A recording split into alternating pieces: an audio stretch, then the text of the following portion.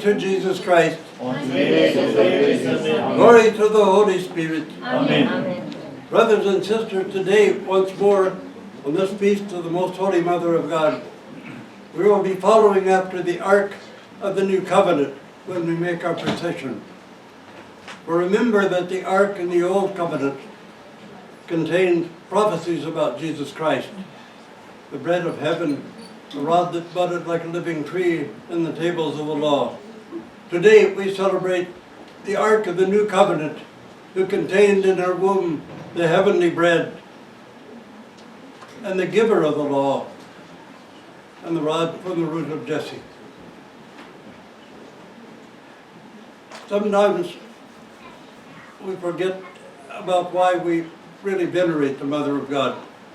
We have some ethnic reasons or cultural reasons that we do. But she was the one chosen out of all ages and all generations to be the Mother of God in the saving incarnation. And this is the beginning of understanding the mystery of Christ's work in our redemption, the incarnation of God. When people celebrate Christmas with some little plastic baby in a creche, as if some afterthought, some magic baby born in Bethlehem. But the rest of it is all given over to the Norse god of winter, whom we call Santa Claus. The nativity of Christ is not simply the birth of a baby in Bethlehem, but the incarnation of the living God. And the Mother of God, the Theotókos, Mary, was the one who was chosen by God for her purity and her complete obedience to be the Mother of God in the saving incarnation. But remember that God took his flesh from her.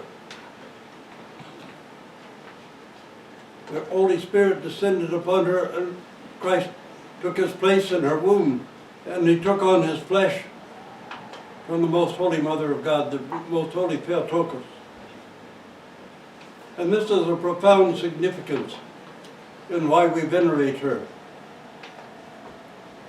So today, as we make our procession, try to think for a moment on how our Lord Jesus Christ dwelt in her womb. And if he dwelt bodily in her womb, he can dwell spiritually in our hearts, if we will but open our hearts to receive him. For it's promised that he and the Father, the Holy Trinity, would take up their place in our heart, that we would experience the indwelling of the Holy Spirit if we but struggled for it. And as much as he dwelt in the virgin womb, he dwells in the hearts of the faithful and of those who seek him.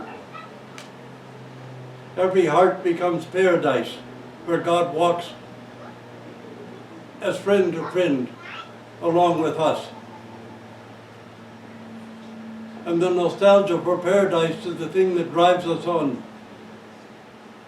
And today we see the Most Holy Theotokos, who opened the gates of paradise for us. Today, when we follow after the icon of the Theotokos, ponder of the great mystery of God's co-suffering love for mankind. For the incarnation of God, the mystery of redemption, is a mystery of co-suffering love. The mystery of the God who loved us and desired to co-suffer together with us, that he might become a high priest who was not unfamiliar with our strivings and our sufferings. Today, God identifies with us so that we might identify with him. For he takes on the flesh of the Virgin, the flesh of humanity. And today we celebrate the Most Holy Mother of God, the protectress of Canada, the one who calls Canada to enter in and reclaim paradise. Today is not unusual in many respects because it is the Sabbath, the day of the Divine Liturgy. And today, John Chrysostom calls upon us, why do we tarry there beyond the boundaries? But let us rise up and come forth and reclaim the ancient fatherland. created for us by God and lost by Adam and now restored by him through the most holy Theotókos. Let us glorify God, therefore, that he has chosen us, the weak and the frail and the feeble,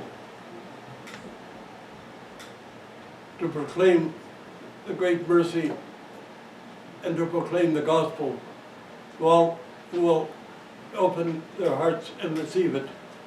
But let us also open our hearts today. And as she received Christ in her womb, let us receive Christ in our hearts. Let us remember why we're here today, not to give, but to receive. We often say we come to church to give praise to God, to give thanks to God. But we have come here as vessels to be filled.